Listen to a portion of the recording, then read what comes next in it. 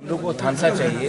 हम लोग सब एक हुए हैं क्योंकि हमारा डिमांड ग्रेटर त्रिपुरा लैंड का है और हम चाहते हैं कि हमारे इंडिजिनस लोगों को और त्रिपुरा के जो लोग हैं across all communities, all sections, all religion, उनको उनका संवैधानिक अधिकार मिले। तो थानसा का एक कॉल है और थानसा का मतलब होता है एकता, यूनिटी।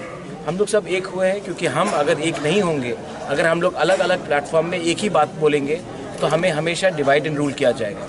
इस बार हम लोग एक होकर एक आवाज़ में अपना पॉइंट गवर्नमेंट ऑफ इंडिया को देंगे और अगर गवर्नमेंट ऑफ इंडिया ने हमारा बात नहीं माना तो देखा जाएगा इलेक्शन में कौन जीतता है।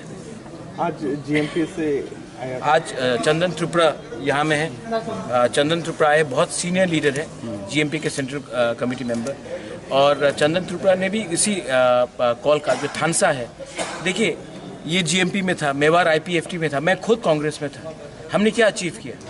अलग अलग आवाज़ में एक ही चीज़ कहा लेकिन हमने कुछ अचीव नहीं किया। तो आज अगर हम लोग सब एक होकर एक ही आवाज़ में बात करेंगे तभी गवर्नमेंट ऑफ इंडिया, पूरा इंडिया हमें सीरियसली लेगा।